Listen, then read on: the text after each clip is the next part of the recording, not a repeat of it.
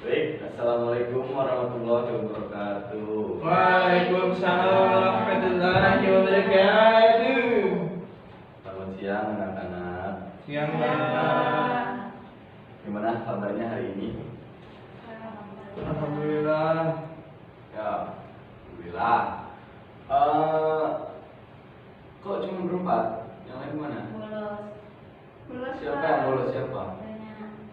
Siapa apa? Siapa apa? Siapa? Saya sudah Bapak. dibayar untuk dia Pak. Pada demo Pak. Ya, hari ini kita akan belajar tentang cerita pendek ya, anak-anak. Kemarin kita sempat belajar cerita pendek yang memahami tentang unsur-unsur ya. Kalau sekarang itu masuk ke struktur. Di bagian KD 3.1 sama KD 4.1 yaitu menelaah struktur dan aspek kebahasaan cerita pendek yang dibaca atau didengar. Sama 4.1 mengungkapkan pengalaman dan gagasan dalam bentuk cerita pendek dengan memperhatikan struktur dan kebahasaan. Oke, lanjut. Tujuan pembelajaran ya seperti itu.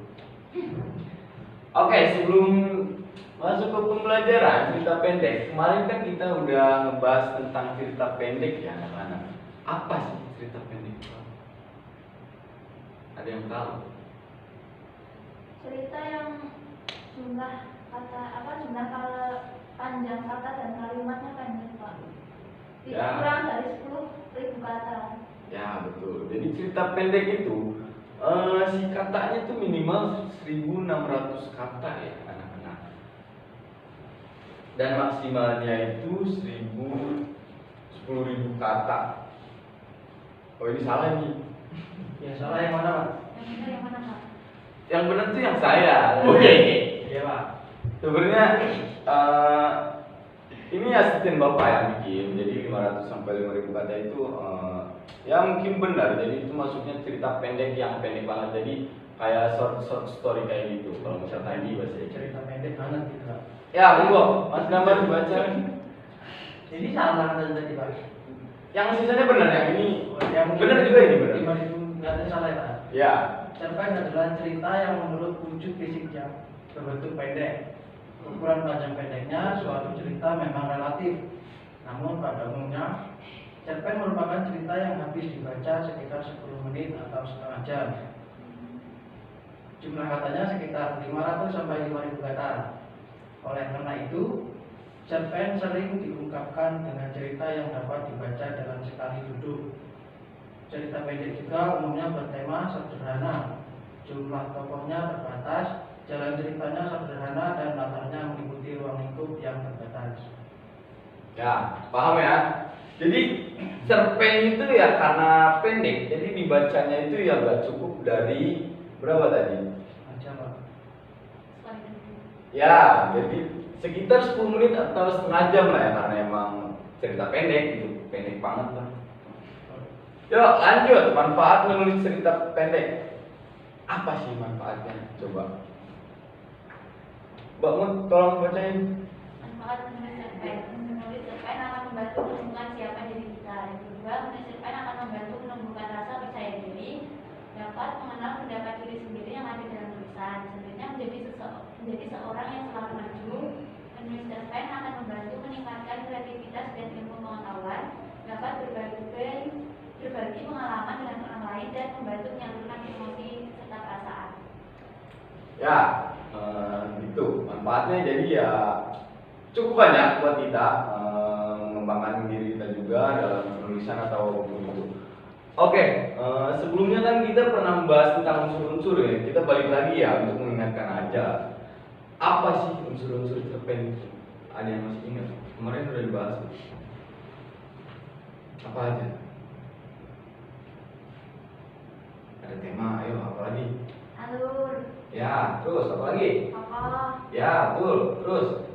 setting, atau latar, Ya, betul. Latar. Yuk, lanjut. Apa lagi? Apa? amanah, Ya, mana? Terus? Dua lagi. Oh, Udah. Oh, udah. satunya apa tadi? sudut pandang. Nah, tuh sudut pandang sama satu laginya gaya bahasa ya, anak-anak ya. Oke, itu unsur-unsur cerita cerpen. Selanjutnya ke struktur. Kemarin belum sempat dibahas sih, cuman ada yang tahu apa itu struktur cerpen? Ada 3 ya, umumnya itu 3. Apa? Orientasi. Ya, betul. Apa lagi? Konflik. Ya, aplikasi. Terus? Penyelesaian. Ya, resolusi atau penyelesaian. Di sini ada rangkaian peristiwa juga ya, karena dari awalan itu nanti kita penjelasan dulu tentang latar belakang cerita, terus kita masuk ke rangkaian peristiwanya anu, nanti masuk ke konflik. Itu ya, anak-anak. Resolusi. Resolusi. Nah, resolusi itu konflik itu udah selesai nih. Konflik udah selesai. Barulah akhirnya gimana, nanti si tokohnya bakal jadi apa, nanti si yang tadinya antagonisnya jadi apa. Nah, di resolusi itu penyelesaian semuanya. Resolusi, Pak. Itu resolusi. Siapa itu, Pak? Oh iya, itu resolusi. Asisten saya emang kurang teliti emang gitu. Pecah. Ya, orientasi ya, seperti yang Bapak jelaskan tadi gitu kan. Jadi Struktur. ini strukturnya ya. Cara jawab. Ya, boleh baca. Yuk, Mbak siapa? Mbak Rilis ya? Ya, Mbak Rilis. Yuk, monggo, coba. Yang orientasi. Ya, orientasi. Bagian dari struktur cerpen yang di dalamnya memuat pengenalan latar cerita, latar tempat, waktu, dan alur. Rangkaian peristiwa bagian dari struktur cerpen yang berupa berlanjut melalui serangkaian peristiwa tak terduga. Yo, lanjut, Mbak Ilma. Sekarang yang apa, Pak? Komplikasi. Komplikasi. Yoi. Bagian dari struktur komplikasi, bagian dari struktur cerpen yang di dalamnya memuat konflik yang berpengaruh pada jalan peristiwa cerpen tersebut. Ya, oke. Gini, Bapak ada satu buah cerita pendek yang mungkin bakal kita bedah bareng-bareng di sini gitu kan, bagaimana strukturnya gitu kan. Ya, contoh cerita pendeknya mana nggak muncul ini? Bentar. Nah, ini contoh cerpen ya anak-anak buat kita bedah bareng. Boleh dibaca per 2 paragraf aja ya, coba. Yo, monggo Mas Damar, dari Mas Damar dulu aja ya. Andi adalah seorang mahasiswa jurusan sastra Indonesia di salah satu perguruan tinggi favorit di Yogyakarta. Setiap hari ia bertemu denganku di kampus. Suatu hari dia bercerita kepadaku tentang masalah hidupnya. Dia berpikir kalau orang lain selalu terlihat senang dan bahagia terlepas dari masalah yang dialami hidupnya. Mereka terlihat seperti orang-orang yang tidak memiliki beban di pundaknya. Namun anehnya, Andi merasa tidak terlalu suka saat melihat temannya tersenyum bahagia. Haikal, kok aku aneh ya, selalu merasa bahwa kehidupan orang lain selalu baik-baik saja, bahkan kelihatan seperti tidak punya masalah. Beda banget sama kehidupan aku yang rasanya kayak punya banyak beban. Terus aku juga merasa tidak bisa bahagia, kata Andi waktu itu. Yo, lanjut paragraf ke-34 Mbak Mutia. Pada waktu itu juga aku mengatakan kepada Andi bahwa setiap orang memiliki permasalahan dan beban hidup yang ditanggung di pundaknya. Tentunya masing-masing beban hidup yang dialami setiap orang pasti berbeda-beda. Jika beban hidupmu selalu dibandingkan dengan orang lain, maka percayalah bahwa semua itu akan semakin berat. Yang selama ini dipikirkan Andi tentang orang lain tidak semuanya benar. Padahal dia sendiri tidak tahu betul bagaimana kondisi orang lain yang menurutnya selalu baik-baik saja. Bisa jadi kebalikannya, serta perjuangan orang-orang untuk menenangkan dirinya sendiri. Bisa saja mereka telah berhasil melalui masa-masa terberat dalam hidupnya. Dan terakhir Mbak Ilma, dari mulai saat Mana Pak? mulai saat itu. Mulai saat itu. Ah. Mulai saat itu aku mulai mengintrospeksi perihal diriku sendiri. Aku berusaha untuk menyelesaikan segala permasalahan yang menimpaku aku dengan senang, dengan hati yang lapang, karena dengan begitu aku bisa menjadi bahagia. Aku juga tidak perlu membandingkan diriku dengan orang lain, aku hanya perlu membandingkan diriku dengan aku yang kemarin. Maka dari itu aku bisa menjadi pribadi yang lebih baik hingga saat ini.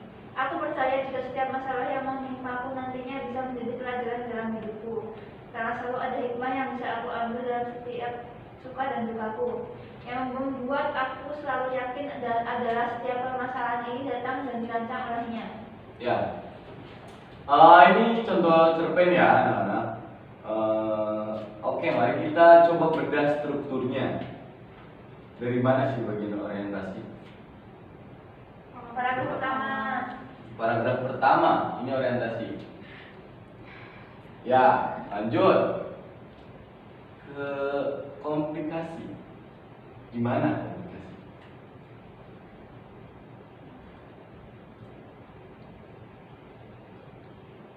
Ya.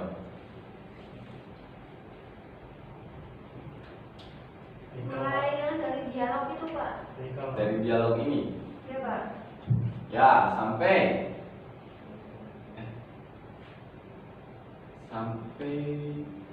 sampai nanti resolusi. Bagian mana resolusi?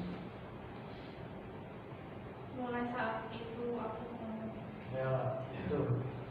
Ya, betul. Jadi bagian orientasi paragraf pertama ya, karena emang ini ceritakan awal gitu. Kenapa sih si tokoh ini kayak gini apa segala macam. Bagian sini sampai bagian sini itu udah mulai ada konflik, dari mana dia menyalahkan diri sendiri dan apa segala macamnya. Bagian sini itu resolusi. Jadi si tokoh udah tahu apa yang harus diperbuat dan dia melakukan hal tersebut. Oke, gitu ya anak-anak, paham semua ya tentang cerpen ya, bagian struktur ya. Oke, selanjutnya, ini data bapak. Selanjutnya tugas ya, tugas buat nanti ya di rumah ya, PR ya. Ya, Pak. Eh, Bisa banyak banget, Pak, dari guru lain. Gak apa-apa, ini sama kayak tadi tugasnya, jadi kayak ini struktur doang. Ini bapak kemarin sempat bikin apa ya, bikin cerpen. Ini namanya aja Legenda Ciberem, tapi ini sebenarnya cerpen.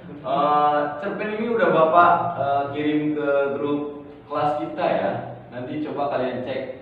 Ini cerpen ini. Ini cerpen. Nanti kalian coba analisis strukturnya ya, sendiri-sendiri ya. Ya, Pak. Ya, sendiri-sendiri bisa kok, gampang. Meskipun ini agak panjang ya, tapi cerpen ini soalnya masih 1400 kata. Ya. Ya. Oke, segitu aja mungkin dari Bapak. Ada yang ditanyakan? Belum, tidak ada, Pak. Oke. Paham ya jadi ya tentang cerpen ya? Ya, Pak. Oke, mungkin karena Bapak juga akan ada rapat setelah ini, jadi Bapak akhiri cukup sampai sini ya. Ya. Nanti jangan lupa tugasnya dikerjain ya. Oke, Bapak tutup. Wassalamualaikum warahmatullahi wabarakatuh. Waalaikumsalam warahmatullahi wabarakatuh.